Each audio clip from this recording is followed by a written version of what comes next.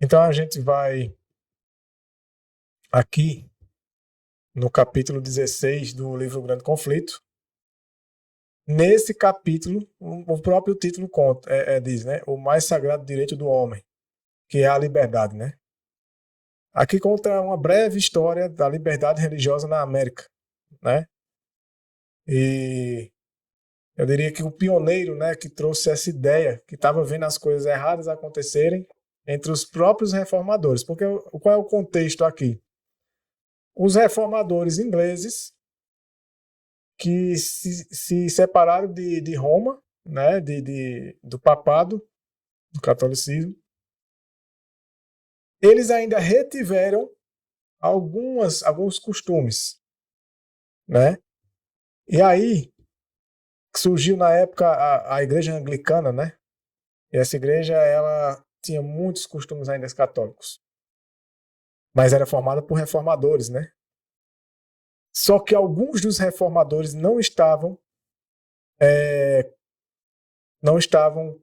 aceitando esses costumes. Eles até diziam: nós lutamos tanto pela liberdade e por que reter essas coisas, né? Porque a igreja anglicana alegava que esses costumes não eram bíblicos, então nem eram proibidos e nem eram não tinha nem base bíblica nem nada, nem Não havia mal.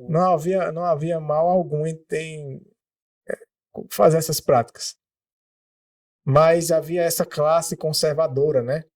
E aqui diz assim: aos conservadores e condescendentes pareciam decisivos estes argumentos, né? De que a igreja anglicana estava dizendo que não tinha nada demais essas coisas, mas eles não concordavam. E eles também não quiseram fazer parte mais dessa igreja. Havia, porém, outra classe que assim não pensava. O fato de que esses costumes tendiam a lançar uma ponte sobre o abismo entre Roma e a Reforma, ou seja, esses costumes ainda mantinham um certo laço com Roma. E essa classe mais conservadora dos reformadores não estavam aceitando. Diz aqui: era, em sua opinião, um argumento concludente contra o retê-los. Olhavam para eles como distintivos de escravidão de que haviam sido libertados e para a qual não se sentiam dispostos a voltar. Eles não queriam estar fazendo parte dessas coisas, não queriam reter mais esses costumes da Igreja Católica. Se eles saíram dela, eles só queriam aquilo que fosse da Bíblia, né? E aqui diz assim, ó: raciocinavam que Deus, em sua palavra, estabeleceu regras para ordenar o seu culto, e que os homens não estão na liberdade de acrescentar a essas regras ou delas tirar qualquer coisa. O princípio mesmo da grande apostasia consistiu em procurar fazer da autoridade da igreja um suplemento da autoridade de Deus. Esse foi um grande problema da igreja romana, né? Igreja Católica Romana. E eles alegavam isso, de que o princípio da apostasia era de que a autoridade da igreja estava suplantando a autoridade de Deus, estava acima da autoridade de Deus. Aí diz assim, eles diziam: Roma começou por ordenar o que Deus não tinha proibido e acabou por proibir o que Deus havia explicitamente ordenado. Então Roma fazia tudo ao contrário. Aquele que Deus disse não faça, eles diziam que poder fazer. Aquele que Deus disse não façam, eles não queriam fazer. Então, mais para frente, tem uma informação que diz o seguinte, né? Mas a igreja, apoiada pela autoridade civil, não permitia opiniões contrárias às suas formas. Essa parte está na metade do parágrafo. Muito desejavam Que seria o parágrafo seguinte, né? É a metade dele. Eu vou ler o parágrafo inteiro, então. Muitos desejavam fervorosamente voltar à pureza e simplicidade que caracterizavam a igreja primitiva. Esse era o desejo dos reformadores, né? Dos peregrinos, né? Que saíram da Europa. Consideravam muitos dos costumes estabelecidos pela igreja anglicana, que já era uma igreja que já tinha saído da igreja católica, como monumentos da idolatria. e não podiam conscienciosamente unir-se a esse culto. Mas a igreja, apoiada pela autoridade civil, a igreja anglicana, né, não permitia opiniões contrárias às suas formas. A assistência aos seus serviços religiosos era exigido por lei e proibiam-se as assembleias para culto religioso que não tivesse autorização, sob pena de encarceramento, exílio e morte. Vê o perigo. Aí foi quando a igreja ela uniu-se com o Estado Civil. Esse é o perigo, né, da união da igreja com o Estado. A igreja passa a ser apoiada pelo Estado. A igreja passa a ter influência sobre o governo. E aí passa a ditar regras, e essas regras passam a fazer com que as pessoas comecem a serem obrigadas a adorarem na igreja, que tem essa união, mesmo que eles não aceitem, como era o caso da igreja anglicana. Os reformadores não estavam contentes com vários costumes dessa igreja, mas essa igreja, por ter o apoio do Estado, apoio civil do governo, começou a criar leis que dizia que se eles não prestassem o culto da maneira como eles queriam, eles seriam penalizados. E se eles tentassem prestar um culto em outra igreja que não seguisse as mesmas normas que eles, seriam penalizados. Esse é o problema, né? Que a gente vai ver muito aqui nesse capítulo. E aqui começa então a situação de que, se era para ser assim, então qual era a única saída, né? Veja, no parágrafo seguinte, aqui no século XVII, né? O monarca que acabara de subir ao trono da Inglaterra, eles ainda estavam na Europa, né? Declarou sua decisão de fazer com que os puritanos se conformassem ou iria oprimi-los para saírem do país, ou faria coisa pior. Então, perseguidos e aprisionados, não podiam divisar no futuro vislumbres de melhores dias. E muitos chegaram à convicção de que, para os que quisessem servir a Deus segundo os ditames da sua consciência, a Inglaterra estava deixando de ser, para sempre, um lugar habitável. E qual era a única saída, então? Fugir dela. Fugir para outro lugar. Fugir da Europa, né? Trazendo para nossos dias, o que é que tem que ser feito? Que vai chegar, essa história aqui vai se repetir outra vez, né? Ninguém pensa que isso aqui que foi no passado não virá outra vez, porque a própria Bíblia fala. Na verdade, já está em curso, né? Exatamente. Isso já está em curso e a gente já tem visto na sociedade que ela cada vez está mais restringindo a liberdade individual das pessoas, que é um assunto que a gente vai tocar mais na frente. Mas, assim, esse espírito, ele não vai ser de uma hora para outra, porque as pessoas pensam que os eventos finais relativos a esse tema vai ser uma imposição de uma hora para outra. Não, as pessoas, elas têm que estar acostumadas a isso. Assim como a gente falou no podcast passado, né? Que aquele homem que, naquele momento, foi preso por fazer um pão. Quem foi que denunciou? Porque as pessoas da sua vizinhança já estavam moldadas a restringir a liberdade do seu próximo. Então, isso já é algo que vem sendo alimentado e a gente até viu que muitas vezes nós mesmos temos essa conduta, né? De procurar restringir a liberdade das pessoas. Então, se nós não vigiarmos nesse ponto, sempre quando a gente lê as profecias referentes aos eventos finais, sempre a gente se coloca no lugar de quem? Do perseguido, né? Eita, vai ser assim, as pessoas vão nos perseguir, temos que... Mas a gente tem que fazer um exercício constante, um exame constante do nosso coração e da nossa vida, para que nós não estejamos nesse lugar, exercendo esse domínio sobre as pessoas. Porque se nós não vigiarmos e não conhecermos o que é a verdadeira liberdade, a gente corre o risco de estar fazendo isso hoje e moldando a nossa mente, para que quando essas coisas venham a acontecer, a gente ache natural. Porque a gente já está acostumado a fazer isso no dia a dia, né? O campo já está sendo preparado. Já está sendo preparado. As pessoas não estão tendo, não vou dizer que consciência, não estão deixando se notarem. Forma inconsciente ainda. Isso, né?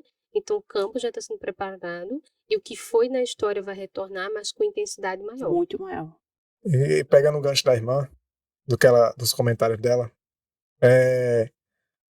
a gente vê essas atitudes, por exemplo, hoje, você vê nas igrejas, seja qual for, se o indivíduo ele chega mostrando informações da Bíblia que até então não eram trazidas ao púlpito ali para a grande maioria, mas ele está provando pela Bíblia, não, é assim, né? E às vezes, muitas vezes mostrando que alguma coisa que está sendo feita ali no meio dele está errado, porque ele viu na Bíblia.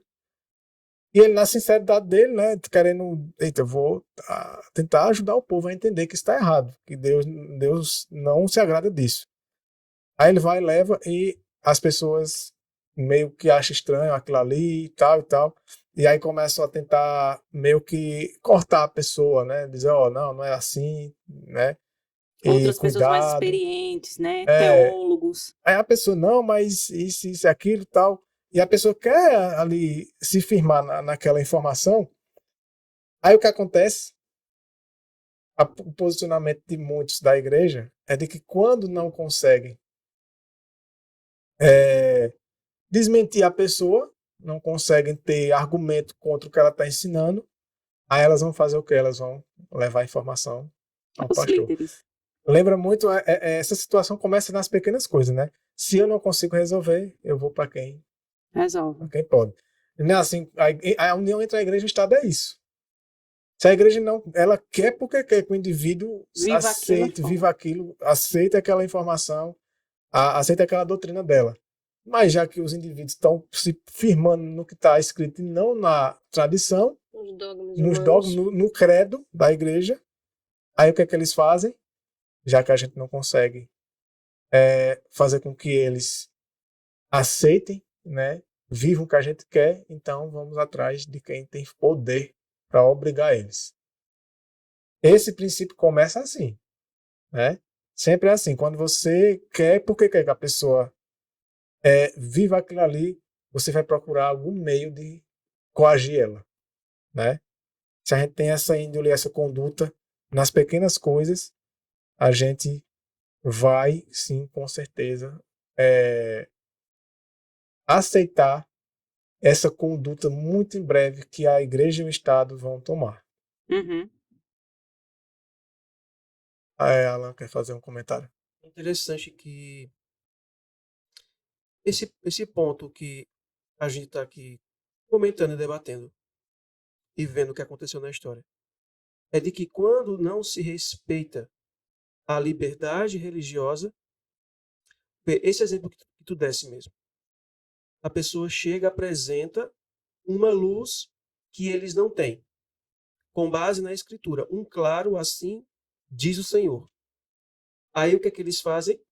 Ao invés de aceitarem a luz, porque é um claro assim, diz o Senhor, e rejeitarem aquele costume, algo de errado que eles estejam fazendo, aí o que é que eles fazem? Eles recorrem aos seus líderes, ao que diz o pastor, ao padre, ao que diz o teólogo. Não, o que ele disser, a gente vai seguir.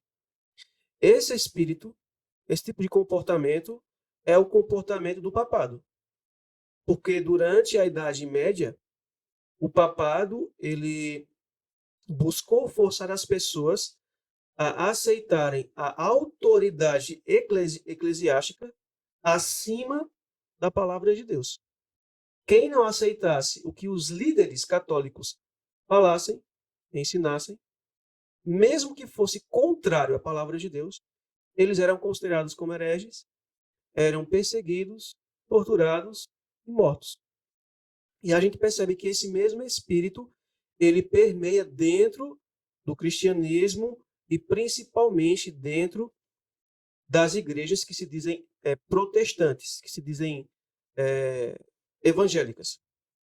Só que a gente percebe que eles estão embriagados com esse espírito do papado. Porque quando se apresenta a verdade de Deus, eles têm medo, se assustam, dão um passo para trás ao invés de avançar e recusam a se submeter à palavra de Deus. E recorrem ao quê? Não, ao que o meu pastor me disser, eu vou seguir. Então, eles estão seguindo a tradição dos anciãos. Eles condenam os católicos, mas eles fazem a mesma coisa que eles condenam. Uhum. É a E prática a segue, gente, né? quando vai para a Escritura, Cristo condenou os fariseus porque eles faziam isso. Os escribas e fariseus faziam a mesma coisa. Eles vieram e reclamaram. Por que é que os teus discípulos não seguem a tradição dos anciãos? Aí Cristo vai e diz, e por que é que vocês anulam a palavra de Deus com a vossa tradição? Então a gente percebe esse espírito, esse ponto que faz parte do espírito do papado. E também tem outro ponto. Ali a gente viu que a liberdade religiosa, ela é um dom de Deus.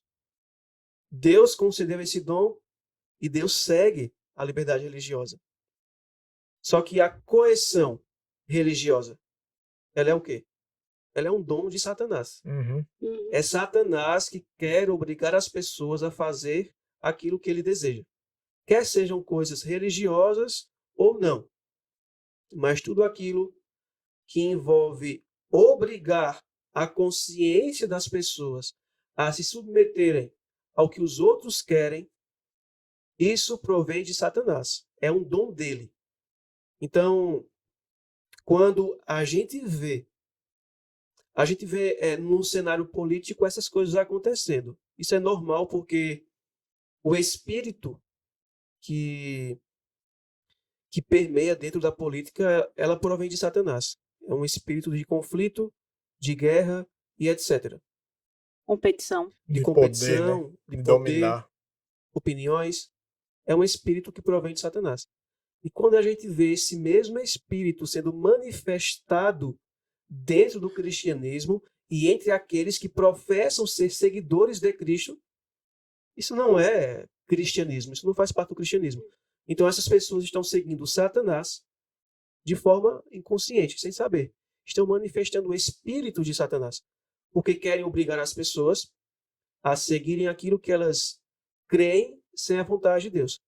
E repito, mesmo que seja a vontade de Deus, mas Deus não age assim, porque eu tenho que agir. Uhum. Exato. Então, voltando aqui para a história, a gente vê que a liberdade religiosa ela foi conseguida com muito sofrimento, né? Um derramamento de sangue e perseguição na época dos reformadores. Aí vem Martinho Lutero e vem todos os outros reformadores. E aí você pensa, né? Quem sempre perseguiu foi a Igreja Católica naquele período. Mas será que só foi a Igreja Católica que sempre perseguiu? Não. Quando a Igreja Anglicana é formada, ela é uma igreja que já sai da Igreja Católica por não concordar com algumas coisas. Mas ela persegue aqueles que não concordam com algumas coisas dela. Aí sai esses que são considerados, são chamados de os puritanos da Igreja Católica e da Igreja Anglicana e vão para a América do Norte. E a igreja anglicana é uma espécie de igreja católica, né? É. Que saiu dela. Muito Uma- parecida. Muito parecida, que tem algumas coisas que não concordam com a Igreja Católica. Mas aí vem os puritanos e saem, porque também não concordam com muita coisa deles. Porque também foram o quê? Perseguidos Uhum. pela Igreja Anglicana. Quando eles saem, que eles vêm para a América, começam a fazer as colônias deles. Tudo seguidores dos reformadores, né? Aqui não estava Martinho Lutero, aqui não estava Calvino, aqui não estava Zwinglio, aqui não estava esses reformadores, né? Wesley. Eram os seguidores deles.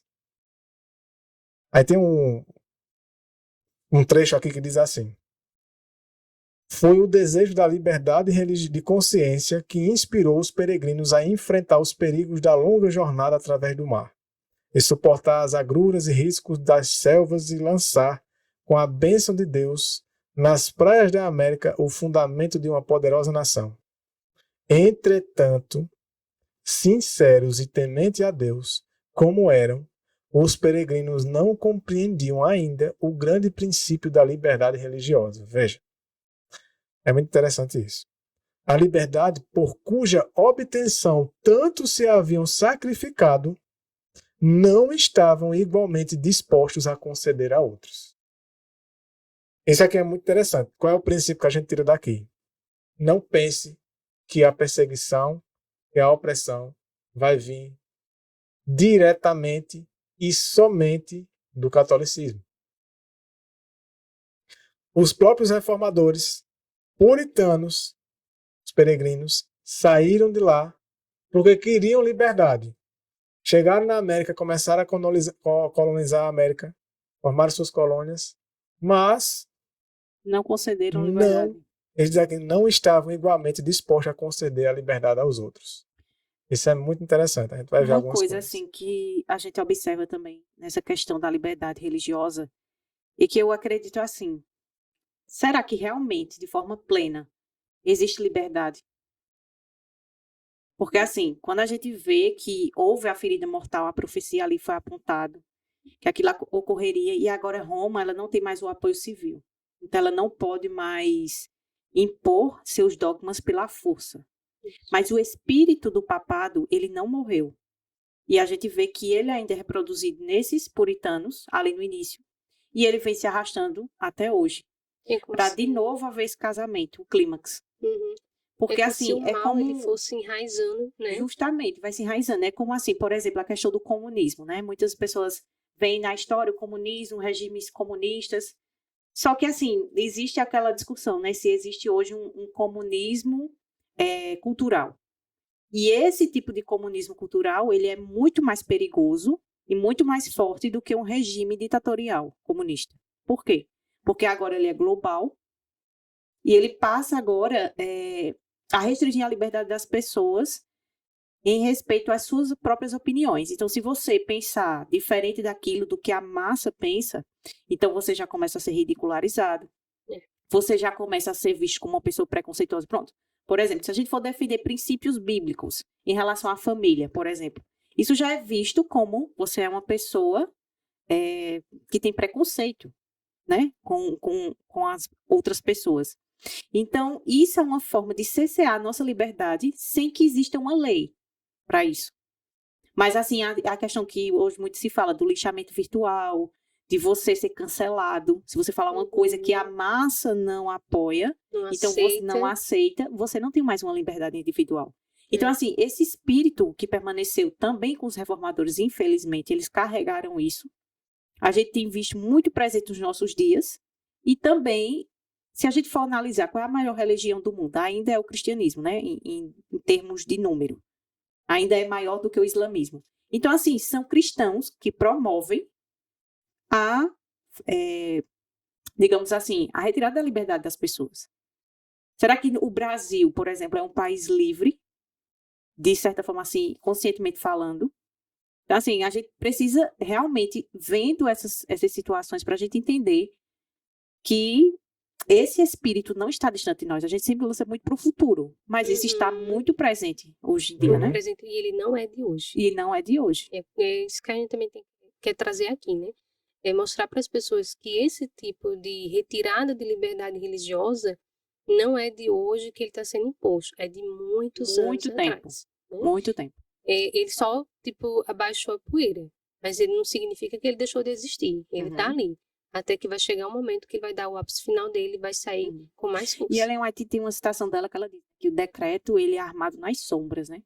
Quantas pessoas não estão percebendo, quando vierem perceber, é tarde. Aí Satanás, ao longo da história, ele tá fazendo isso, ele tá moldando as mentes a se acostumarem a restringirem a liberdade de consciência dos outros, ou a serem restringidas, aceitar a tudo aquilo que o Estado impõe.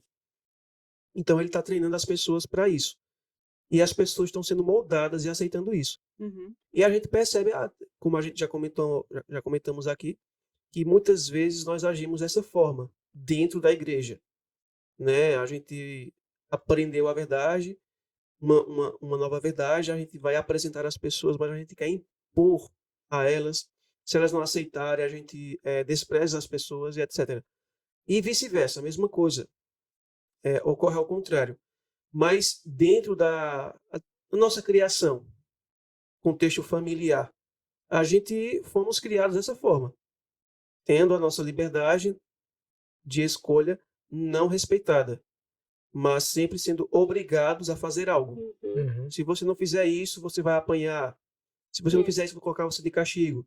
Isso, né? Isso tá falando de criança, né? De criança. Mas de adulto também. Você é adulto, às vezes você é adulto, os pais, ou até outros membros da família, quer fazer uma coisa, se você não quer participar, aí já começa a ficar dizendo coisa com a pessoa, já começa a oprimir a pessoa, a tratar a pessoa diferente, né? Fazendo fofoca, caluniando.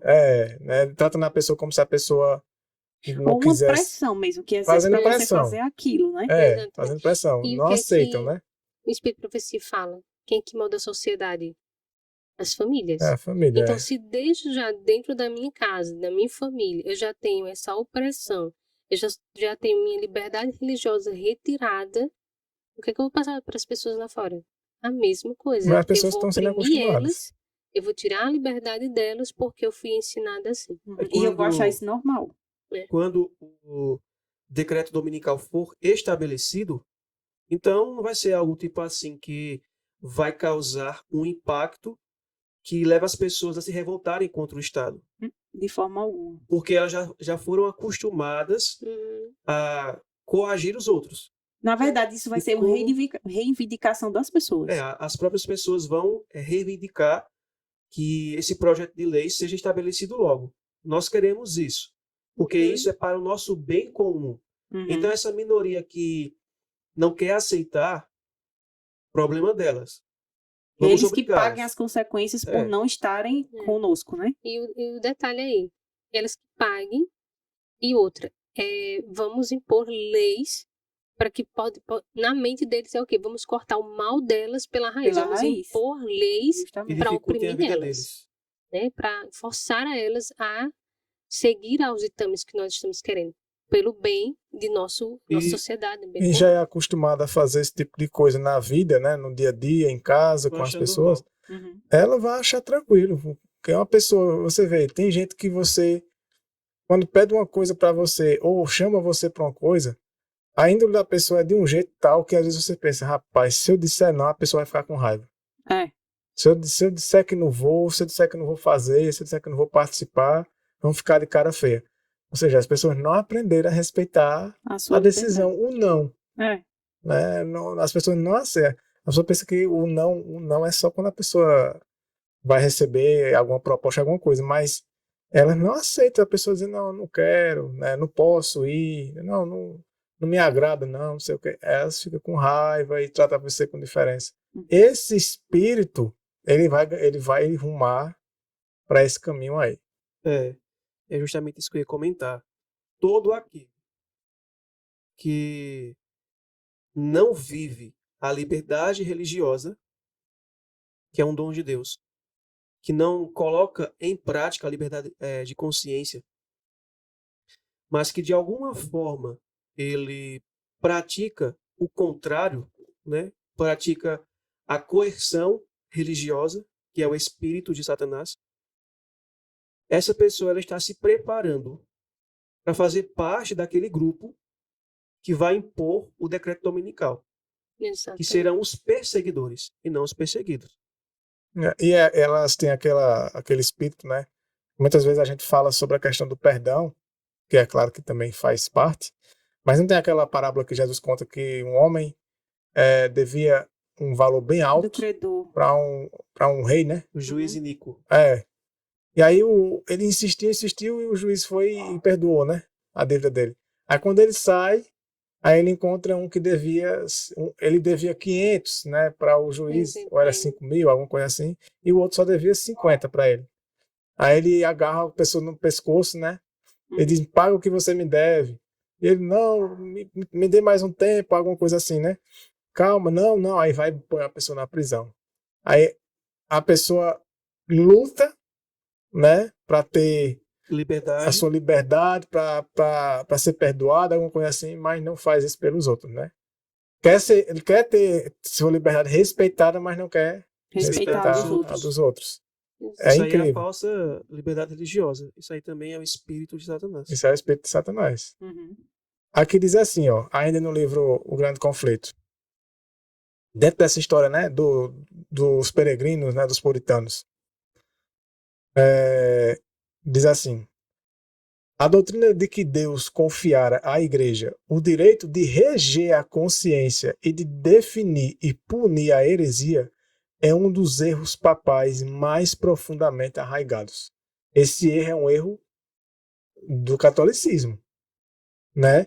De que Deus deu o direito à Igreja de reger a consciência, de definir e punir a heresia. Definir o que é a heresia e punir, né? Isso é um grande erro. Aqui continua dizendo: foi adotado pelos colonos o regulamento de que aqueles homens que saíram lá da Europa, né? Fizeram suas colônias lá na América do Norte. Saíram por quê? Porque queriam liberdade, né? Mas olha como é que eles faziam. Olha que coisa, né? É a hipocrisia, né? Antes dessa tua frase, essa outra é bem interessante. Vê só o que era dito. Foi a tolerância que tornou o mundo anticristão. E a igreja nunca sofreu dano com a punição dos hereges. Vê que forte nesse pensamento deles. Não, nós não podemos ser tolerantes, não. Todo mundo tem que andar seguindo o que nós ditamos. Esse quer dizer assim, o mal que existe no mundo, que o mundo não quer a Cristo, é porque a gente não está obrigando. Se obrigar... Isso é uma palavra de um dos ministros de uma colônia, de uma dessas colônias, né? E esse pensamento permeia até hoje. É hoje. Aqui diz assim, tomando esse contexto, foi adotado pelos colonos o regulamento de que apenas membros da igreja poderiam ter voz ativa no governo civil. Olha o perigo. Formou-se uma espécie de estado eclesiástico, exigindo-se de todo o povo que contribuísse para o sustento do clero, concedendo-se aos magistrados autorização para suprimir a heresia. Assim, o poder secular encontrava-se nas mãos da igreja. Não levou muito tempo, olha isso aqui, viu? Não levou muito tempo a que estas medidas tivessem o resultado inevitável, a perseguição. O que é que eles fizeram? A mesma coisa que Roma. Fugiram disso, mas foram e fizeram, eles mesmos estabeleceram o sistema deles igual ao do papado. Reformadores, viu? Reformadores. Eles que tinham sofrido na pele. Tinham sofrido na pele isso, e agora eles estavam fazendo isso. Né? Agora era eles fazendo. Era o espírito do papado protestante. Isso. Isso. É aquilo, né? Nós não concordamos com a doutrina da igreja em alguns pontos, mas o espírito ainda vai junto. Né? E aí eles só colocavam líderes religiosos na política. Esse é o perigo que até hoje existe. Hoje a gente vê muita política muito cheia de governadores religiosos, pastores, bispos. Mas aí eu te faço a pergunta que muitos colocam, né, em pauta sempre que vem esse assunto. Mas e Daniel e José, né? Sempre as pessoas trazem esse assunto. Agora eu pergunto a vocês, foi por iniciativa deles que eles se colocaram naquelas posições? De maneira alguma. Era o plano A de Deus? Porque assim, Daniel foi levado cativo para Babilônia, né? Era o plano A, foi o plano de Deus colocar o povo cativo em Babilônia, ou o povo que foi pelo seu coração endurecido. E ali Deus converte uma maldição em bênção. Isso. Não é isso? Segundo ponto. Os políticos que hoje se titulam como cristãos, eles possuem o caráter de Daniel? De maneira alguma. O caráter passa bem longe. Justamente. Então, assim, colocar essas... Querer levar, a gente tem que analisar as pessoas no exercício do seu cargo, a sua conduta moral. Mas ela não precisa estar diretamente relacionada com a igreja para fazer isso, né? E as pessoas têm a mente das pessoas já está cauterizada dessa forma. Não tem então, que ser vamos colocar um pastor, um bispo, alguma coisa assim, que a gente tem que mudar de alguma forma. Sendo que a mudança começa de onde? Que ali são representantes do povo. Então, se a gente diz assim, os políticos são corruptos, mas eles não são a parcela de uma sociedade. Existem políticos corruptos numa sociedade justa? Então, eles são representantes de quê? De uma sociedade corrupta. Se eles são corruptos, é porque a sociedade é. Eles Então, a são mudança fruto ela do tem que meio. começar de onde? Da sociedade. Então, assim, eu julgo como... Sempre tem essa reflexão. Eu falo do Brasil como os políticos são corruptos. Mas eu pego sinal de internet, sem ter, né, o acesso, o devido acesso. Eu pego sinal de TV a cabo, as pessoas furtam.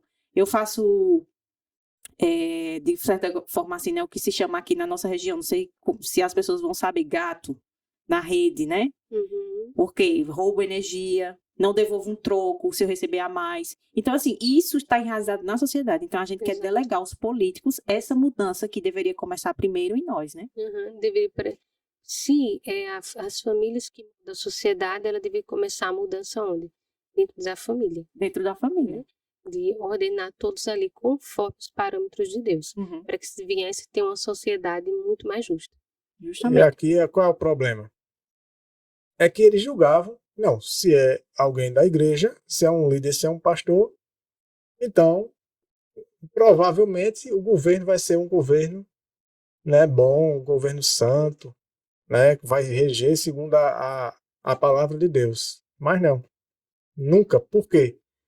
Porque aí, quando a igreja se via lidando com pessoas que não concordavam com certos pontos de doutrina deles e queriam fazer, digamos assim, não, a gente quer fazer o nosso culto desse jeito, porque a gente viu na Bíblia que é assim. Mas aí eles diziam, não, mas a nossa igreja, a nossa doutrina é assim. E os outros diziam, não, mas na Bíblia está dizendo que é assim.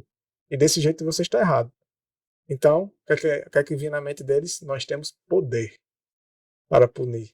Se vocês não querem pelo bem, então vão pela força. Vamos, acho que era mais ou menos assim, vamos pegar o outro poder que já está aliado conosco mesmo, que é o civil, e vamos impor agora. Se o falando não está dando resultado, então vamos impor agora leis para eles. E mais ou menos acho que pensam assim, né? E eu acho Pegando até a mais força. perigoso, assim, uma pessoa, quando ela se diz religiosa, ela tem de ser muito mais opressora do que uma pessoa que não tem religião. Por quê? Porque ela faz em nome de Deus. Lá em João capítulo 16, Cristo não diz isso, e vos expulsaram das sinagogas, e eles vão perseguir.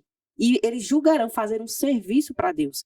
Então, quando as pessoas estão imbuídas nesses cargos de liderança, elas julgam que estão fazendo um serviço para Deus, então elas tendem a ser mais opressoras ainda. Quando elas têm esse princípio satânico, né, enraizado no coração, mas elas, não, é para o bem, eu estou fazendo isso eu estou forçando a consciência dele, mas é para o bem dele, né, Exato. para ele ser uma pessoa melhor. Uhum. E diferente do caso de Daniel e de José, esses aqui eram colocados propositalmente, intencionalmente no Para governo. cumprir as exigências daquele grupo. Você vai entrar lá Exatamente. para nos representar, mas você vai ter que fazer isso que a gente quer. Né? Para poder a igreja ter poder sobre as pessoas. Será né? que hoje está diferente? De maneira alguma. Tem Estamos igualzinho. rumando para esse caminho aqui e é um caminho sem volta, viu? Por que Ellen White, Deus deixou inspirado por Ellen White, que não tivesse envolvimento com o governo, com política, Que não era seguro, né? não era seguro. Tá aí o resultado. O próprio Cristo declarou: dai a César o que é de César e a Deus o que é de Deus. Então, repito, como eu já mencionei, Cristo ele mostrou que deve haver separação de igreja e Estado. Uhum. Porque quando há a união da igreja com o Estado, o que é que vai acontecer? Perseguição. Perseguição religiosa. Uhum. Professos religiosos seguindo aqueles que buscam ser fiéis a Deus, ao princípio da sua palavra. E o próprio Jesus ele declarou em João 18, no verso 36, o meu reino não é deste mundo. O meu reino não é daqui. Então, Cristo mostra que o reino que ele veio implantar não é um reino terreno, político, mas sim um reino religioso. O reino dele não é desse mundo. Ele não veio para unir o celestial com o poder civil, religião com o Estado. Não, ele veio para separar isso e mostrar que nós devemos seguir o princípio da liberdade religiosa. Então, voltando à história aqui, sobre esses puritanos, diz aqui ainda no Grande Conflito, 11 anos depois do estabelecimento da primeira colônia, Roger Williams veio ao Novo Mundo. Semelhantemente aos primeiros peregrinos, viera para gozar de liberdade religiosa. Né? Mas, divergindo deles, viu o que tão poucos em seu tempo já haviam visto, que esta liberdade é direito inalienável de todos, seja qual for o credo professado. Era ele fervoroso inquiridor da verdade, sustentando juntamente com Robson ser impossível que toda a luz da palavra de Deus já houvesse sido recebida. Aqui vale uma observação. Ele tentava orientar os peregrinos. Por quê? Qual era a motivação deles perseguirem algumas pessoas? Não, alguém vinha com a informação da Bíblia, não, mas Martinho Lutero não falou sobre isso. Então, não é verdade. Não, mas John Wesley não falou sobre isso. Aí, Roger Williams dizia que era impossível, até esse tempo, todos os reformadores terem tido toda a luz. Ainda tem mais luz para a gente receber, para a gente aprender. Então, você não pode estar chamando a pessoa de herege, caçando eles e maltratando eles. Se nem vocês, muitas vezes, nem eles mesmos eram bereanos, né? Para ver se de fato aquilo que estavam trazendo era verdade. Não, mas se fulano, que é o líder, não aceita, não pregou sobre isso, então não vamos aceitar. Aí eles perseguiam. É muito interessante isso. E isso foi um espírito que foi manifesto também quando foi pregada a primeira mensagem angélica, né? Porque as igrejas começaram a perseguir aquela luz quando o Miller começa a pregar. Então eles rejeitam aquilo e, infelizmente, depois tornam-se filhas, né? De Babilônia. Aqui diz assim, continuando a história. Williams foi a primeira pessoa da cristandade moderna a estabelecer o governo civil sobre a doutrina da liberdade de consciência, da igualdade de opiniões perante a lei. Declarou ser o dever do magistrado restringir o crime, mas nunca dominar a consciência. Veja, o governo poderia, como a gente já abordou aqui, Alan abordou nos podcasts anteriores, aliás, nesse podcast de liberdade religiosa, que o governo civil poderia restringir coisas concernentes a questões de crime, né, entre homem e o homem, né, mas nunca dominar a consciência, principalmente no que diz respeito à religião. Aqui continua dizendo, isso aqui deve ser palavras do próprio Roger Williams, o público ou os magistrados podem decidir, disse ele, né, o que é devido de homem para homem. Mas quando tentam prescrever os deveres do homem para com Deus, aquilo que a gente já tinha falado, estão fora de seu lugar. E não poderá haver segurança, pois é claro que, se o magistrado tem esse poder, pode decretar um conjunto de opiniões ou crenças hoje e outro amanhã, ficar mudando, né? Como tem sido feito na Inglaterra por diferentes reis e rainhas, e por diferentes papas e concílios na Igreja Romana, de maneira que semelhante crença degeneraria em acervo de confusão. Continua dizendo, a assistência aos cultos da igreja oficial era exigido sob pena de multa ou prisão. O povo era obrigado a pagar impostos para sustentar a igreja, igual com a igreja católica. Aí diz assim, Roger Williams reprovou essa lei. O pior regulamento do código inglês era o que tornava obrigatório a assistência à igreja da paróquia. Veja, a igreja tinha uma lei civil para a sociedade, para os civis pagar para sustentar a igreja. Mesmo a igreja que eles não concordassem. Aí continua aqui. Obrigar aos homens, isso é Roger Williams falando, a unirem-se aos de credo diferente, considerava ele como flagrante violação dos seus direitos naturais. Arrastar ao culto público os irreligiosos e os que não queriam apenas se assemelhava a exigir a hipocrisia. Veja, é muito forte. Eles queriam até aqueles que não querem nada com a religião obrigar eles. Então aquele culto não era por amor de jeito nenhum, né?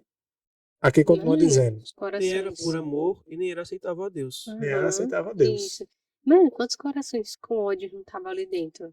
Isso causava mais ódio ainda contra a religião, Uhum. E contra o próprio Deus, né? contra o próprio Porque Deus. se eram representantes Se era seus que representante de estavam Deus, né? fazendo aquilo, então É. o ódio era transferido diretamente para Deus. Isso A gente vê que durante a Idade Média, essa foi a ação do papado.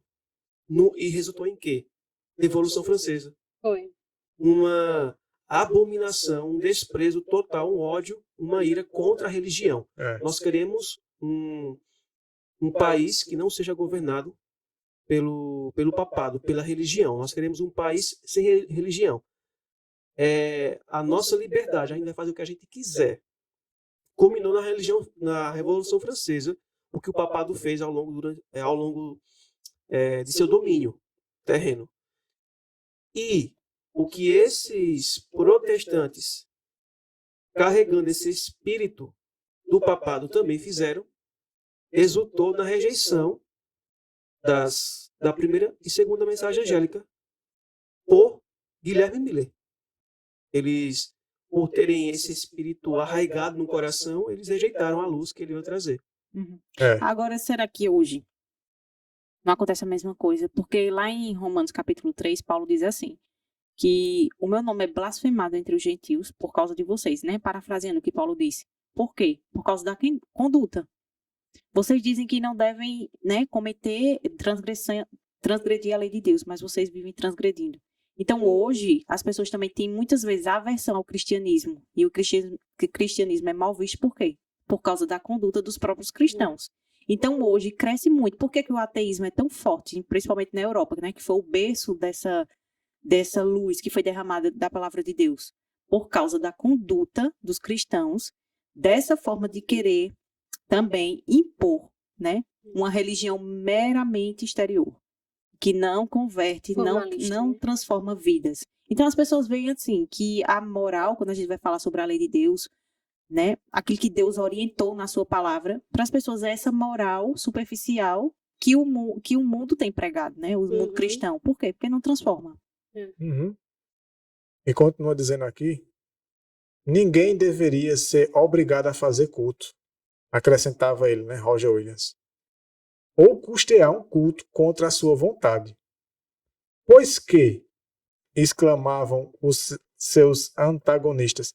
Aí os que não gostavam de Roger Williams, né, diziam para ele assim, eles exclamavam aterrados com seus dogmas. Não é o obreiro digno de seu salário, eles diziam para Roger Williams, mas a igreja não tem mesmo que receber, já que ela prega o evangelho. Aí Roger Williams diz assim, sim, replicou ele, dos que o assalariam, ou seja, daqueles que querem voluntariamente pagar. Dízimo, o sistema de dízimo e oferta, né? Isso, voluntariamente, daqueles que Não querem tributo. custear eles voluntários, não sendo obrigado, né? E ainda continua. Essa parte falta pouco para terminar.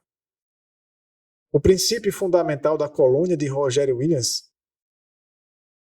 era que todo homem teria liberdade para adorar a Deus segundo os ditames de sua própria consciência. Roger Williams ele formou uma colônia dele depois que ele foi perseguido. Porque ele tentou, né, se familiarizar com as colônias que já haviam de protestantes, mas os protestantes foram contra ele. E perseguiram ele e ele teve que fugir. E ele conseguiu chegar bem longe deles e formou sua própria colônia. E aqui diz assim, ó. Seu pequeno estado foi onde Roger Williams formou sua colônia, lá no estado de Rhode Island, né? Tornou-se o refúgio dos oprimidos. E cresceu e prosperou até que seus princípios básicos, a liberdade civil e religiosa, se tornaram as pedras angulares da República Americana. Ele se tornou um exemplo, né? Porque o restante era tudo na força, né? E aqui continua dizendo, ele dizendo, né? A Constituição, né? Que veio dele, que veio dessa colônia dele. Diz: o Congresso não fará nenhuma lei que estabeleça uma religião ou proíba seu livre exercício. Essa Constituição, em 1888, na história do autor desse livro aqui, Liberdade Religiosa, em que a igreja estava vivendo, e ele foi aquele que defendeu a liberdade religiosa, ele foi uma espécie de Roger Williams, né, para a época dele, né, o Jones. Essa Constituição foi jogada por terra, porque o próprio governo da época estava aceitando que a igreja dissesse que no domingo deveria ser fechado. Uma imposição para As todos, pessoas né? deveriam Comércio. guardar o domingo, né? E aqui diz assim, ó: os elaboradores da Constituição reconheceram o eterno princípio de que a relação do homem para com o seu Deus está acima de legislação humana e de que seus direitos de consciência são inalienáveis. Não foi necessário o raciocínio para estabelecer esta verdade. Temos consciência dela em nosso próprio íntimo. É essa consciência que, em desafio às leis humanas, tem sustentado tantos mártires nas torturas e nas chamas. Sentiam que seu dever para com Deus era superior às ordenanças humanas e que nenhum homem poderia exercer autoridade sobre sua consciência. É um princípio inato que nada pode desarraigar. Isso já está. Deus colocou isso no coração humano. E o pior de tudo é que a gente promove isso, né? A gente muitas vezes não só às vezes promove diretamente, mas apoia quem quer promover essas coisas, né? Dá voz, né? Apoia quem está querendo restringir as pessoas. Tem essa ideia que a gente já comentou de querer colocar líderes religiosos como se isso fosse uma coisa boa no governo. E muitas vezes apoia líderes religiosos, mesmo que não envolva política, mas em suas igrejas, né, a querer restringir as pessoas, né, a querer fazer pressão psicológica nelas para elas aceitarem aquilo ali, e se a pessoa vier com uma informação que é contrária daquilo ali, aí aquela pessoa é tratada não só pelo líder, né, mas muitas vezes pelo próprio povo pela própria congregação. Eles apoiam aquele que restringe o que está trazendo para eles uma luz que talvez eles não tinham prestado atenção. E aqui ele está deixando bem claro que a liberdade de consciência ela é natural para o homem. Deus deu isso para o homem, né? E muitas vezes a gente joga no lixo. E aqui eu vou encerrar essa história que diz assim: a Escritura Sagrada era tida como fundamento da fé, fonte da sabedoria e a carta de liberdade. E o mundo notava com admiração a paz e prosperidade de uma igreja sem papa e um estado sem rei, que era os estados que foram colonizados por Roger Williams e essa constituição que ele estabeleceu, de liberdade. O mundo começou a admirar isso. Para encerrar, diz assim, ó: o regulamento adotado pelos primeiros colonos, permitindo apenas a membros da igreja votar ou ocupar cargos no governo civil, teve os mais perniciosos resultados. Os primeiros colonos, os primeiros protestantes que fugiram da Europa porque queriam liberdade, mas chegando na América, formaram suas colônias e começaram a usar do poder para impor a religião deles, diz que os resultados desse aí foram os mais perniciosos, os piores resultados. Essa medida fora aceita como meio... Olha que interessante, por que eles faziam isso? O que é que na mente deles, né? Tinha essa medida de querer fazer com que a religião, a igreja, ditasse o governo, né? As leis. Esta medida fora aceita como meio para preservar a pureza do Estado, mas resultou na corrupção da igreja. Queriam preservar as colônias, né? O Estado, mas no fim das contas corrompia a igreja. Fazia uma coisa pensando que ia ser bom para a região, para o Estado, e acabava afetando a igreja. Estipulando-se o professar religião como condição para o sufrágio e para o exercício de cargos públicos, ou seja, só quem podia ter cargo público nessas colônias eram os religiosos. Uma pessoa que não tinha religião não podia. Muitos influenciados, olha que interessante isso aqui. Muitos influenciados apenas por motivos de conveniência mundana uniram-se à igreja sem mudança de coração. Tinha gente que, não, peraí, é mais fácil entrar para a política sendo pastor, sendo um líder religioso, do que não tendo religião nenhuma. Porque eles estavam favorecendo mais os religiosos para colocar no governo do que o que não tinha religião nenhuma. Então, muitas vezes, o indivíduo se vinculava à igreja não por amor à verdade, né? E não pela religião, não por Cristo em si, mas porque através da igreja era um meio dele entrar na política. E por isso havia a corrupção, né? A iniquidade, a hipocrisia. E será que é assim diferente hoje? Não. Será que existem muitos líderes aí que estão entrando para a igreja, se formando como líderes, sabendo que aquela igreja ali muitas vezes tem muita influência no governo, de que ele tem mais assim, possibilidade, né, de ser colocado lá? Justamente. E você pega uma igreja que tem muitos membros. Então, a possibilidade, assim, a vitrine é muito maior. Se você for um líder religioso ou uma pessoa ligada à igreja e você queira se eleger. Então, você precisa de voto, obviamente. Uhum. E ali vai ser o palanque perfeito, infelizmente. O que a gente viu muito, e aí a gente não quer entrar no mérito de política, nem nada disso, nem lado A, nem lado B. Mas a gente viu, eu vi um comentário de um pastor, que não adventista, mas que eu achei muito sensata a fala dele. Ele disse assim, que nessas eleições quem saiu perdendo foi a igreja protestante. Por quê? Porque os púlpitos viraram palanques. E isso arranhou muito a imagem da igreja, né? Essa união, essa tentativa de unir Estado com a igreja, que Deus é o princípio fundamental, como a gente tem visto, é essa separação. Então, assim, a igreja saiu muito arranhada, né? E aquilo que Alan falou, atrair esses holofotes para a igreja de uma forma negativa só vai ajudar com que aqueles que já não gostam, né, da igreja, não gostam de religião, eles se afastem ainda mais. Porque não vem na vida dessas pessoas que são professas cristãs uma transformação de vida. Então, não, para ser cristão, não tem uma frase muito falada que diz assim, não, para ser cristão como fulano, eu prefiro ficar do jeito que eu tô. Porque pelo menos eu não faço isso. Então, assim, isso é uma coisa muito séria, né? E muitos realmente se utilizam desse artifício para chegar à eleição. Ao poder. Ao poder. E aqui diz assim, para encerrar. Assim, as igrejas vieram a compor-se em considerável proporção de pessoas não convertidas. E mesmo no ministério, havia os que não somente mantinham erros de doutrinas, mas que eram ignorantes acerca do poder renovador do Espírito Santo.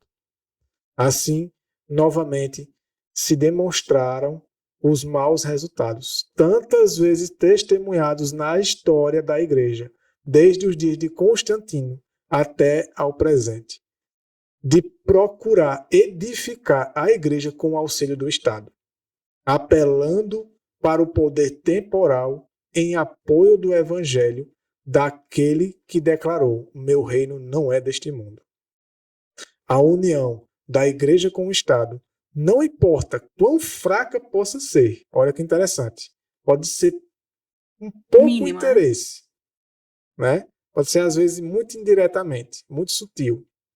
Conquanto pareça levar o mundo mais perto da igreja, não leva, em realidade, senão a igreja mais perto do mundo. Acontece sempre o efeito contrário.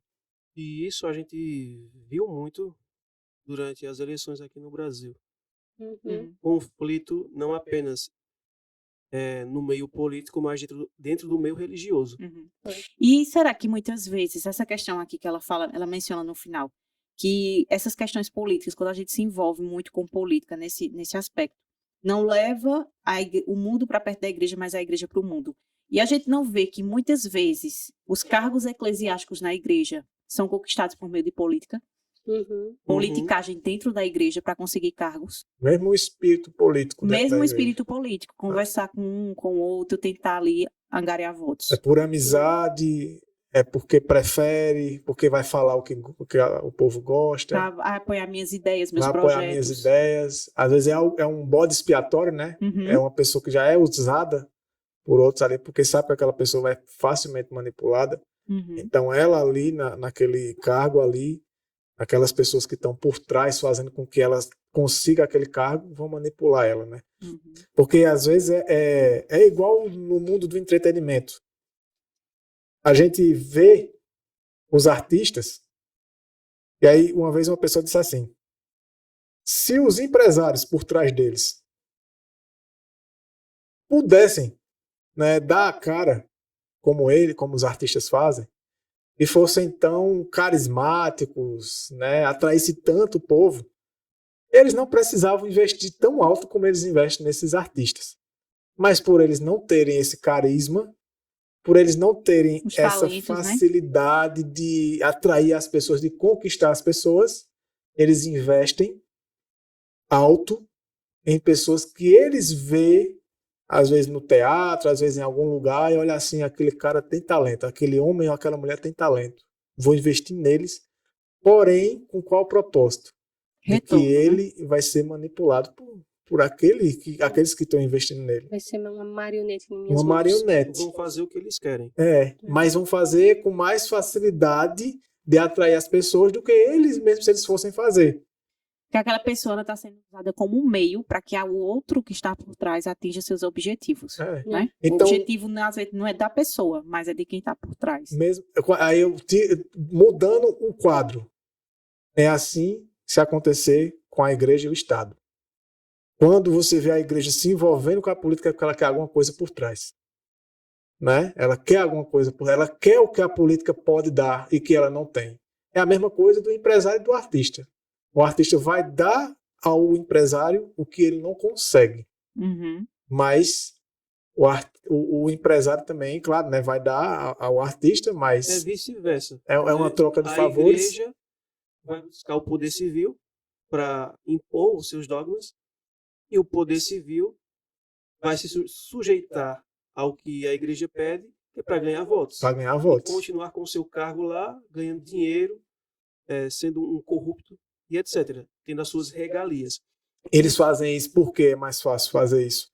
Porque eles sabem que muitos religiosos são idólatras, né? E acabam idolatrando, né? Idolatram homens, se submetem. Muitas vezes os que não têm religião não se submetem, mas os que têm São mais fáceis de seguir são mais fáceis de ser manipulados e de Os serem. que têm. Até porque... Por exemplo, tem denominações assim que o que o pastor fala praticamente é lei, né? Não uma denominação específica, mas pessoas, né? Que são assim. Então, assim, quando aquele líder aparece, e teve muitas vezes, teve muito isso, que teve uma revelação, que teve esse sonho, e ele já é o profeta ali naquela comunidade. Então, isso aí é determinante, assim, a pessoa vai cegamente, volta e faz tudo que a pessoa aquele pede. profeta decidiu falar é o Tá que ele disser. escrito, né? Exatamente. Não tem dificuldade nenhuma. E, infelizmente, o ser humano pende para isso. Para querer ter como é que eu posso dizer? Um líder. Um líder. Né? Eles querem ter um líder. Uhum. Não lembram que tem um líder maior e superior que é Deus. Mas se retrata o quê? No ser humano. Querem um líder humano. Humano. Essa tua fala deu uma deixa para algo que eu queria apresentar aqui. Queria convidar vocês a abrir em 1 Samuel, capítulo 8. A gente não vai ler todo o capítulo, mas boa parte dele. E que vamos falar justamente sobre isso. A questão das escolhas humanas. 1 Samuel? 1 Samuel, capítulo 8. E, assim, para onde a gente vai? Essas coisas que nós temos estudado ao longo de semanas e semanas sobre esse assunto da liberdade religiosa. Porque quando a gente entra dentro da igreja e a gente começa a estudar sobre o decreto dominical, e principalmente quando a gente entra, é muito nebuloso o assunto. A gente não entende bem como é que essas coisas vão acontecer. E nós estamos vivendo a profecia. Então, para a gente ainda, às vezes, por a gente estar dentro da situação, muitas vezes a gente não percebe, né? É muito fácil a gente analisar a história porque a gente está com outro olhar, já aconteceu. Mas quando a gente está dentro da situação, muitas vezes a gente não tem a percepção que deveria ter. E a gente fica pensando assim, como é que esses regimes autoritários, eles vão de novo se estabelecer, tendo em vista que a gente vive numa sociedade que nós julgamos mais evoluída, uma sociedade humanitária, que tem leis internacionais que regem, né, as nações e por aí vai.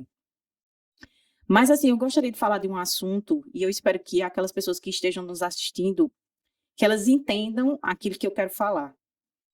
De que forma? Eu gostaria de trazer uma reflexão a respeito do nosso regime, nosso atual regime do nosso país, que é o regime democrático, não é isso? E que tem sido, de certa forma, digamos assim, colocado em evidência, e eu vejo como que mais uma idolatria desse regime, né? Da democracia acima de tudo, vamos em defesa da democracia, então tem esse slogan, tem praticamente um mantra sendo repetido. E levando as pessoas a achar que o regime democrático que nós temos hoje é um regime que vai garantir as nossas liberdades. Mas será que de fato é assim? Então, eu queria falar de uma coisa que parece oposta, mas que não é. É a ditadura da democracia. De que forma? Vamos lá para 1 Samuel, capítulo 8. E vamos, de fato, analisar aquilo que a irmã acabou de falar, sobre essa necessidade do ser humano de ter um líder. E aqui no capítulo 8, no verso 1, diz assim, sucedeu que, quando Samuel ficou velho, ele fez dos seus filhos juízes sobre Israel.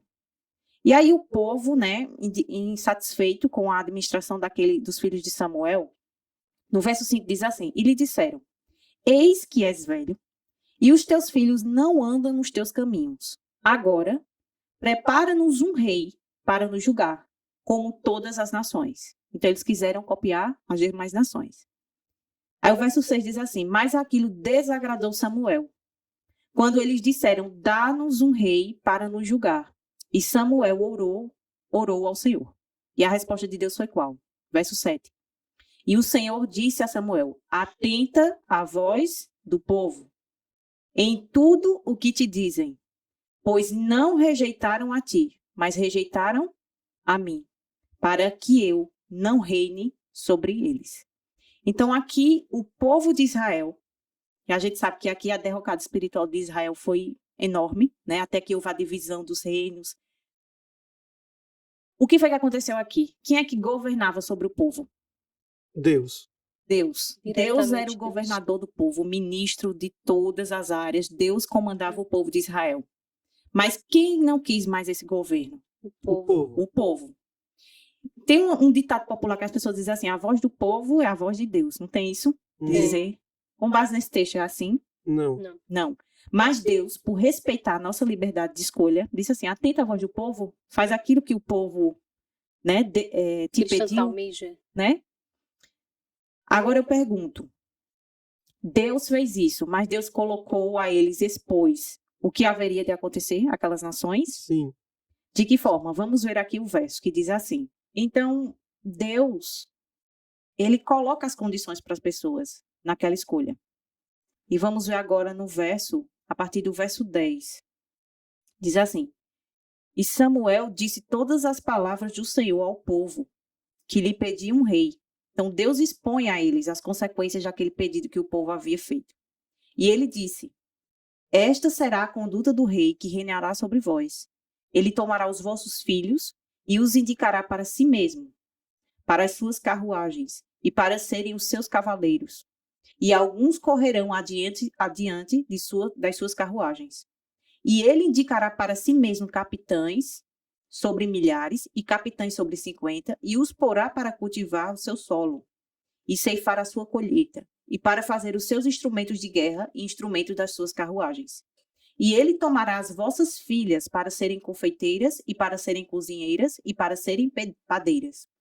E ele tomará os vossos campos e os vossos vinhedos, e os vossos olivais, até o melhor deles, e os dará aos seus servos. E ele tomará o dízimo da vossa semente, e dos vossos vinhedos, e o dará aos seus oficiais e aos seus servos. Ele tomará os vossos servos, e as vossas servas, e os vossos melhores jovens, e os vossos jumentos, e os porá ao seu trabalho. Ele tomará o dízimo das vossas ovelhas, e vós sereis seus servos. E naquele dia clamareis por causa do vosso rei, o qual escolheste para vós, e o Senhor não vos ouvirá naquele dia.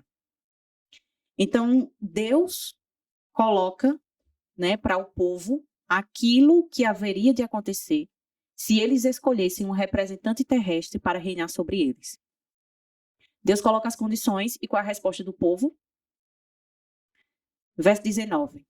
Todavia, o povo se recusava a obedecer à voz de Samuel e dizia: não, mas teremos um rei sobre nós.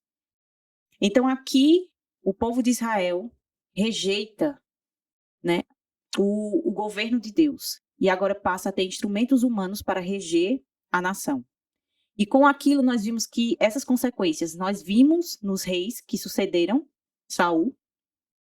Sim, nós vimos tudo aquilo que Deus havia dito que haveria de acontecer, aconteceu. E assim, as pessoas não entenderam que o governo de Deus era um governo de amor e de liberdade. Elas precisaram entender isso na prática. Agora, a liberdade delas foi tirada. Agora, eles não tinham liberdade de dizer, não quero servir ao rei. Eles tinham liberdade, eu não tinha de dizer assim, eu não quero servir a Deus. Sim ou não? A Deus, sim. A Deus, sim. Mas eles tinham liberdade de dizer ao rei que não poderiam mais Não. servi-lo. Então, por que eu iniciei aqui dizendo que era a ditadura da democracia? Porque hoje, de certa forma, esse regime que nós estamos submetidos nos dá uma falsa sensação de liberdade, porque nós temos o direito de escolher os governantes. Agora eu pergunto a vocês, dentro do exercício do mandato, do poder executivo, ou também do legislativo, nós temos o poder de intervir nas decisões que eles tomam? Não. De forma alguma. Muito pelo Nós só contrário. temos o dever de colocá-los lá. E como o irmão bem falou, muitas vezes essas pessoas chegam ao poder, mas elas chegam devendo favores àquelas pessoas que as colocaram lá, que as financiaram.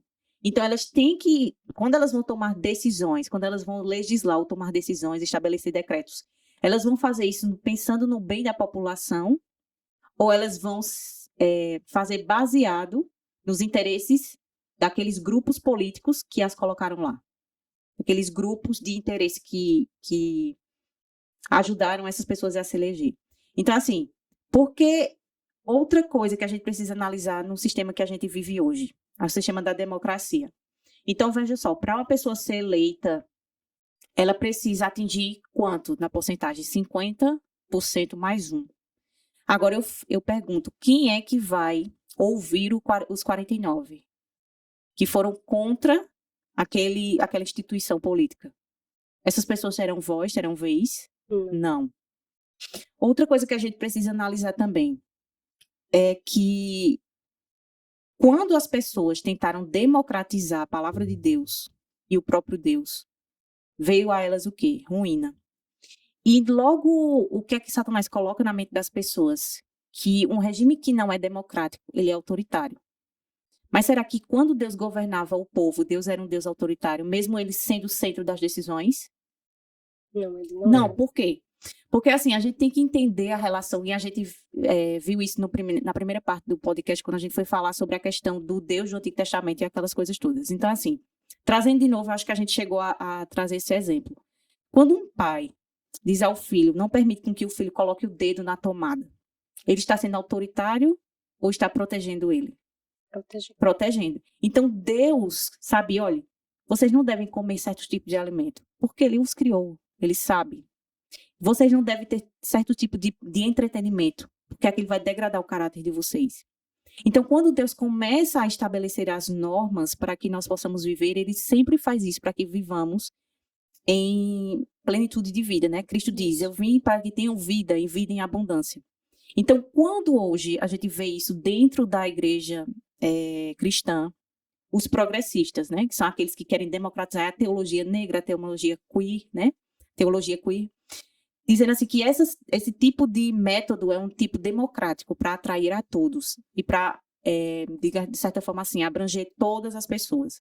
Mas será que Deus já não pensou em todos quando ele estabeleceu os seus estatutos, os seus juízos e as suas leis? Ele sempre fez pelo bem da humanidade. Então, assim, As pessoas também são levadas a crer que as liberdades elas vão ser retiradas por meio de um governo autoritário. Mas isso não é o que vai acontecer. Por quê? Queria ler com vocês aqui na página 615 do livro Grande Conflito sobre essa questão quando a liberdade religiosa ela for tirada. E a irmã White diz assim: como o sábado se tornou o ponto especial de controvérsia por toda a cristandade, e as autoridades religiosas e seculares se combinaram para impor a observância do domingo, a recusa persistente de uma pequena minoria em ceder à exigência popular fará com que esta minoria seja objeto da execração universal.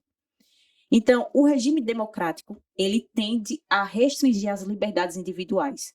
Porque qual vai ser,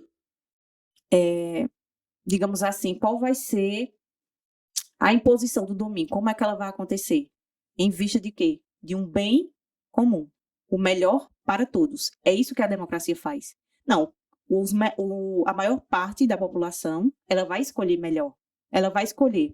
E o que ela escolher vai ter que ser obedecido a outra parte. É a mesma coisa que vai acontecer no decreto. As pessoas que vão ser a maioria, esmagadora maioria, elas tomarão a decisão de que esse é o melhor dia de guarda, de que esse é o dia de adoração. Esse é o melhor caminho. Esse é o melhor caminho, é para o bem de todos. Então, aquela pequena minoria ela vai ter que se submeter à maioria. Isso é democracia. Agora, eu volto a perguntar. Isso é justo? Não. Então, as pessoas podem dizer assim, tudo bem. Mas é o que a gente tem. A gente vai ter isso ou um fascismo. Mas eu pergunto a vocês. Por que é que nós precisamos de um regime democrático hoje? Porque, primeiro, nós rejeitamos o governo de Deus. E nós só teremos um governo que possa, de fato, ser justo se o justo juiz governar. Então, aquelas pessoas que se colocam hoje na posição de escolher governantes, achando elas que ali vai ser a solução dos nossos problemas sociais, elas só estão dando poder a déspotas, aqueles que vão retirar a liberdade delas. Porque só no reino celestial é que nós teremos realmente um mundo justo e um mundo igual. Mas nossos olhos estão voltados para onde? Para a terra. Esquecemos de que há a promessa, né? A terra onde habita a justiça. E que ali devemos ter, de fato, né, digamos assim, uma convivência plena com o nosso Criador. Exato. E eu só queria ler alguns poucos textos aqui. Serão 3 citações do Espírito de Profecia. Eu vou deixar que as citações elas falem mais, né, falem por si só. E aqui eu vou encerrar a minha parte voltando para o princípio, né? O princípio da liberdade religiosa como um todo. Então, o que eu vou ler aqui serve para todas as áreas da vida, não só para a questão de governo, né? Entre união de Estado e igreja.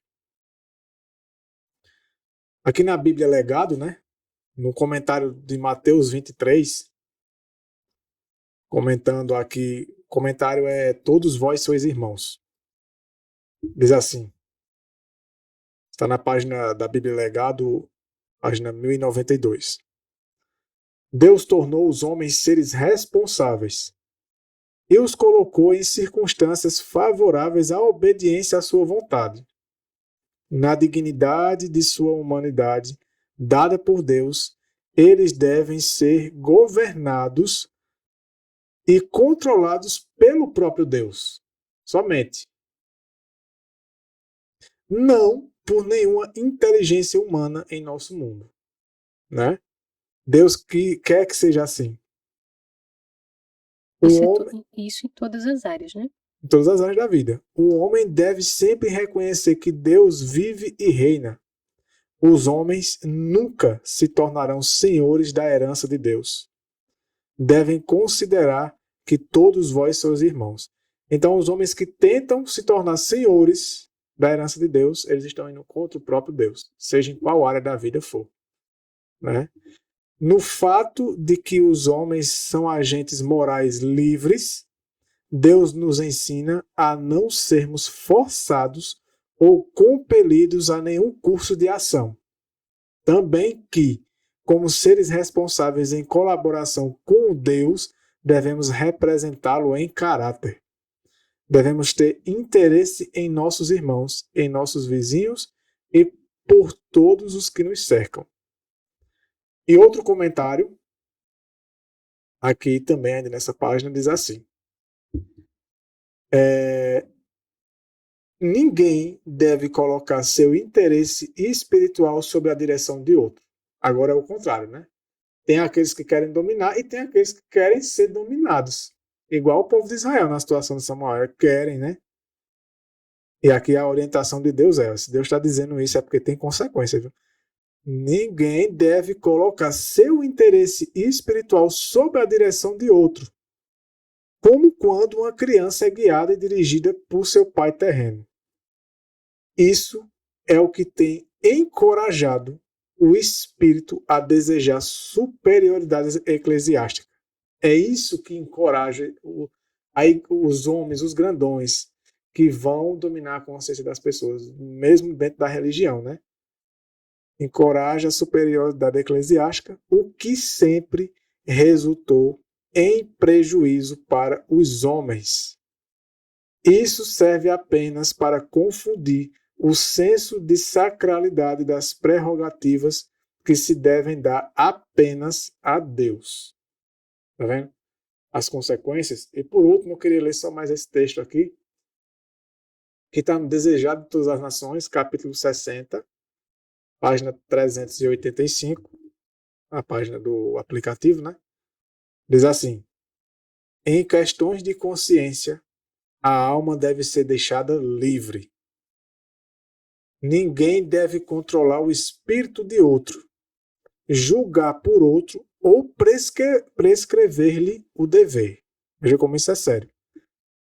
Deus dá a toda alma liberdade de pensar e seguir suas próprias convicções. Cada um de nós dará contas de si mesmo a Deus, né? Diz Romanos 14, 12. Ninguém tem direito de imergir sua individualidade na do outro. Em tudo quanto envolve princípios, cada um esteja inteiramente seguro em seu próprio ânimo. No reino de Cristo não há nenhuma orgulhosa opressão, nenhuma obrigatoriedade de costumes. Os anjos do céu não vêm à terra para mandar e exigir homenagens, mas como mensageiros da misericórdia, a fim de cooperar com os homens em erguer a humanidade. Então, eu encerro meus comentários com essas passagens para a gente refletir. Isso aqui vale para toda a área da vida, né? Todas as áreas da vida.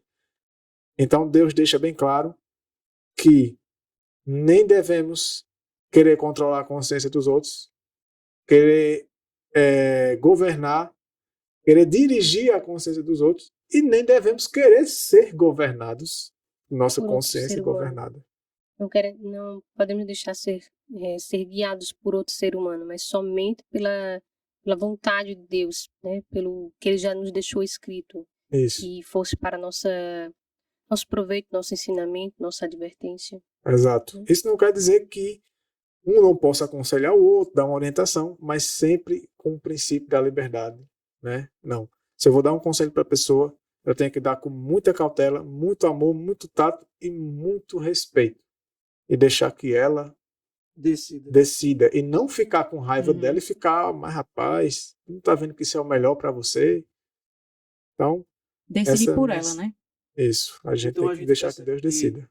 Nesse assunto da liberdade religiosa, a gente buscou enfatizar e explicar de forma bem clara na Escritura e no Espírito de Profecia de que a liberdade religiosa é uma doutrina bíblica, é um dom de Deus, Deus exerce esse dom na própria vida dele e ele requer que cada um de nós façamos isso.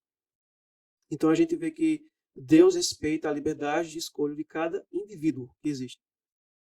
Mesmo que as pessoas não queiram seguir ele respeita a liberdade delas. E Deus quer que façamos a mesma coisa. E a gente percebeu que dentro desse assunto de liberdade e consciência, de liberdade religiosa, Deus ele não quer que haja união Deus ele não quer que a gente force a consciência das pessoas. Esse é o primeiro ponto. O segundo é que Deus não quer que haja a união da igreja com o Estado. Porque sempre quando a igreja se une ao Estado, haverá perseguição.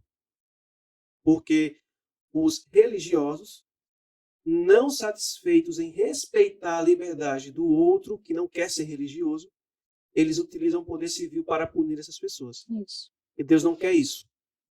Deus é contra a união da igreja com o Estado. E a gente percebe também que dentro dessa busca dos religiosos com os poderes políticos, a gente também já comentou aqui que faz com que a iniquidade, a hipocrisia, a corrupção, ela cresça mais e mais dentro do cristianismo. E isso converte não o mundo ao cristianismo ao mundo. E a gente percebe que os homens, os ditos religiosos, os que professam a Cristo, eles deixam de depositar a sua confiança em Deus e na sua palavra para depositar a sua confiança nos homens. Como o Dani leu em 1 Samuel capítulo 8, né? Esse ocorrido histórico dentro do povo de Israel, de que eles deixaram de ter um sistema de governo que nós chamamos de teocracia, né? Teo significa Deus, cracia, um governo, né? Um governo dirigido por Deus. Eles rejeitaram com que Deus fosse o guia e líder deles, líder da nação, para seguir um ser humano, para ter um homem como líder de seu governo. E Deus revelou a eles, né, o que viria sobre eles, porque os homens não iriam respeitar a liberdade de consciência, mas iriam oprimir aqueles que iriam escolhê-los como seus governantes. A gente viu tudo isso. Então o povo insiste em querer que os homens governem em lugar de Deus. E a gente vê que só vai haver opressão, perseguição, a nossa liberdade vai ser tirada. E para essas pessoas que teimam seguir esse sistema de governo confiando no ser humano, Deus diz assim, Jeremias 17, versículo 5. Assim diz o Senhor: maldito o homem que confia no homem. Faz da carne mortal o seu braço e aparta o seu coração do Senhor. Então, tem muitos professos cristãos, mesmo dentro do adventismo, mesmo dentro daqueles que professam crer na verdade presente, que confiam nos poderes políticos. Não, nós temos que lutar pelos nossos direitos, temos que colocar tal pessoa no poder político, porque ele luta por nossa liberdade de consciência, nosso direito de ir e vir. Será verdade? Será que é mesmo? Será que isso de fato é verdade? Será que eles lutam de fato por nossa liberdade? A gente, digamos que saímos de uma pandemia. Nossa liberdade, ela foi respeitada ou foi restringida? Bem restringida. A gente viu que foi restringida. Então Deus diz que maldito é aquele que confia nos poderes terrestres e não confia em Deus. O salmista diz assim, né? Bem-aventurada a nação cujo Deus é o Senhor. E eu pergunto, aqui no Brasil, nós vivemos uma teocracia? Não. De maneira alguma. O Deus não é o que guia essa nação. As pessoas querem seguir as suas próprias vontades, não querem seguir a palavra de Deus. Então, quando não seguem a palavra de Deus, eles não vão respeitar a nossa liberdade de consciência. Tanto é que a profecia aponta que haverá um decreto dominical. Agora, no capítulo 17 de Jeremias, versículo 7, Deus diz assim: bendito o homem que confia no Senhor e cuja esperança é o Senhor. Agora, por que eu estou fazendo todos esses comentários? Porque eu quero chegar em algo, para encerrar, em algo que aconteceu com os discípulos.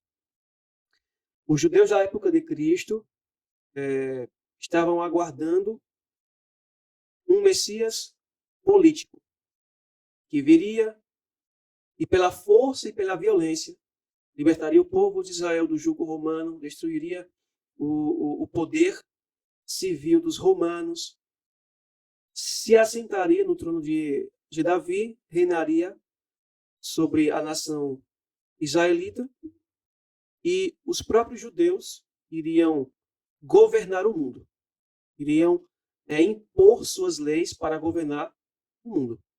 Esse era o tipo de Messias que eles aguardavam. E quando Cristo vem, decepciona a todos, né? Porque Cristo demonstra que o reino que ele veio estabelecer não era um reino temporal, político, mas um reino, não era um reino opressor, mas era um reino espiritual, que respeita a liberdade de consciência.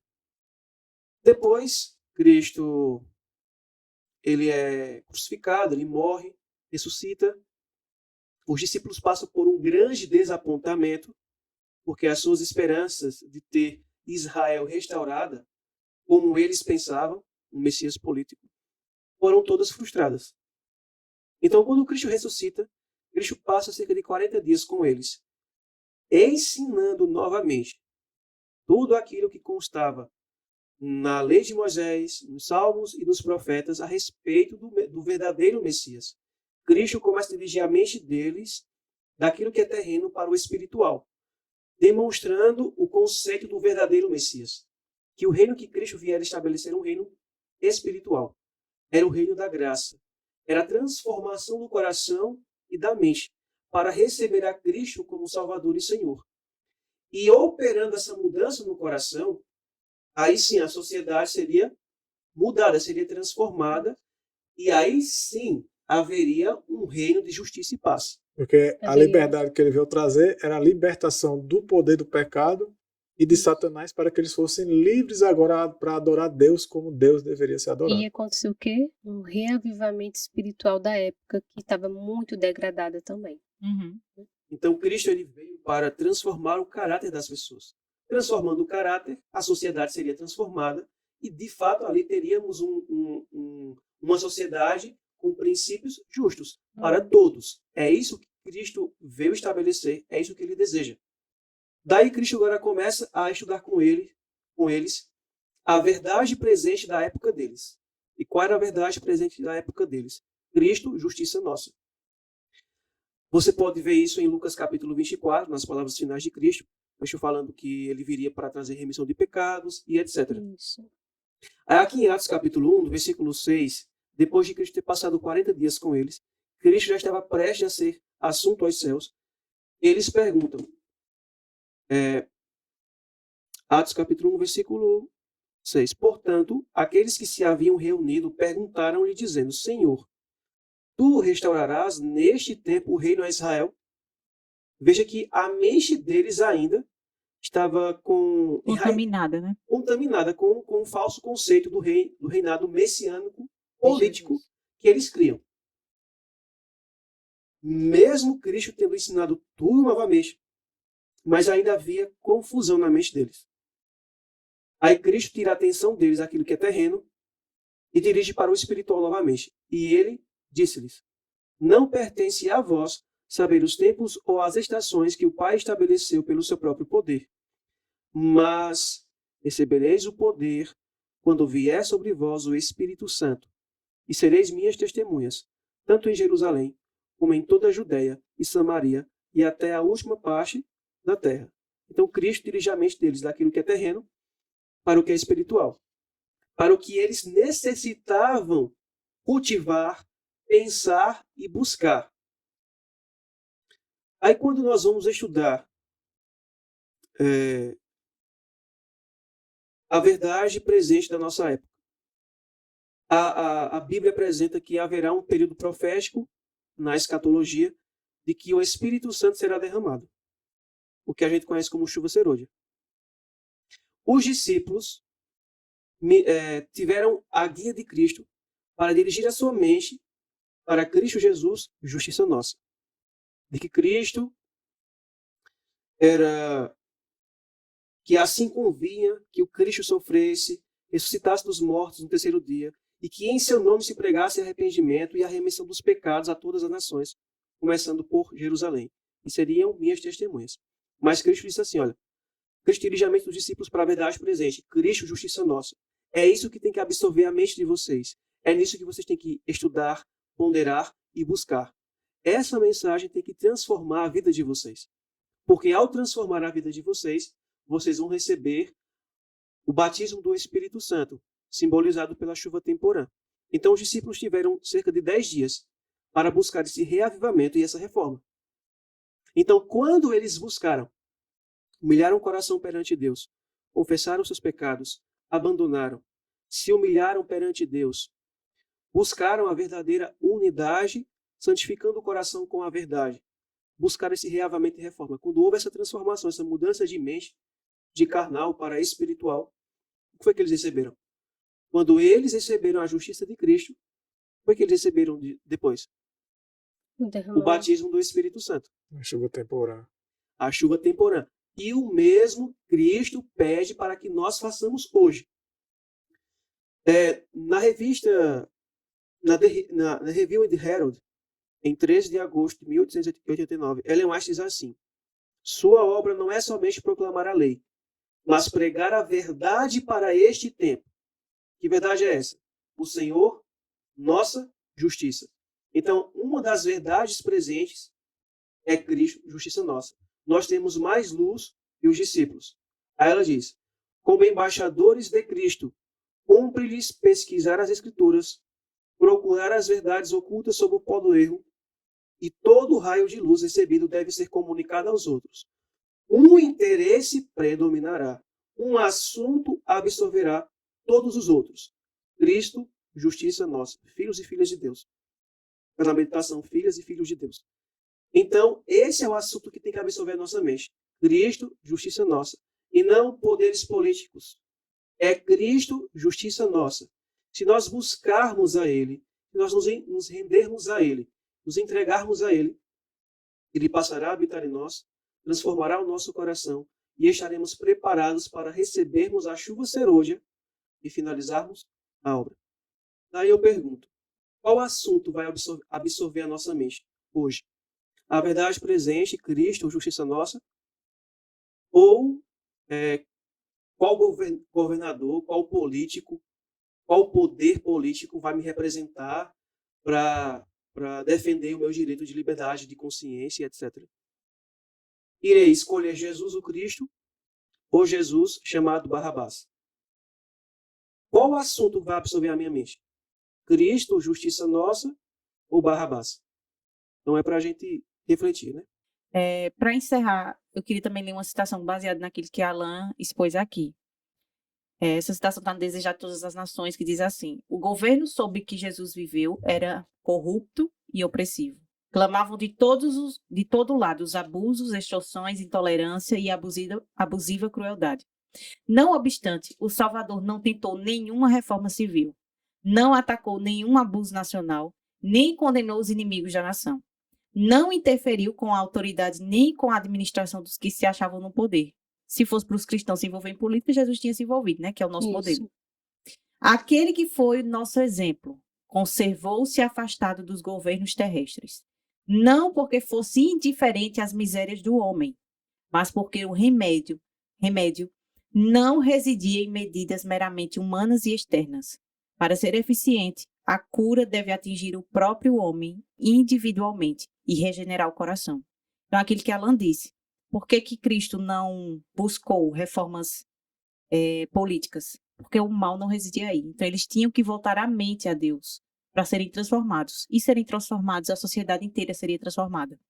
Então, assim, depois dos resultados da eleição que nós vimos aqui no Brasil, né? Era como se fosse um luto dos cristãos. Assim, meus filhos vão ser envolvidos nessas questões, digamos assim, progressistas. E eu estou fazendo isso para poupar meus filhos disso. É o futuro deles. É o futuro dos meus filhos, a questão moral, certo? Mas será que essas pessoas, no dia a dia, elas têm educado os filhos no caminho do Senhor? Têm educado seus filhos a como Daniel e José foram educados, para que mesmo em meio à Babilônia e ao Egito não se corrompessem? A terem um caráter de Cristo. A terem o caráter de Cristo. Como é que elas vão buscar? Será que elas estão fazendo de fato isso? Porque muitos que se dizem ser cristãos, eles são contra a lei de Deus. Isso. Então, como é que o meu Exatamente. caráter vai se assemelhar ao caráter de Deus se eu voluntariamente desobedeço a sua lei? E a lei é uma transcrição do caráter dele. Uhum. Isso. E aí, então a gente conclui que a liberdade religiosa ela deve começar primeiro na vida da gente individual. A gente não deve se preocupar tanto com a liberdade religiosa civil, né? Uhum. Questões políticas, quanto a gente tem que se preocupar da nossa conduta, se nós mesmos temos tirado a liberdade do outro, temos Exato. oprimido a liberdade do outro. Pela história, a gente sabe que o decreto dominical ele não veio diretamente do sistema católico romano.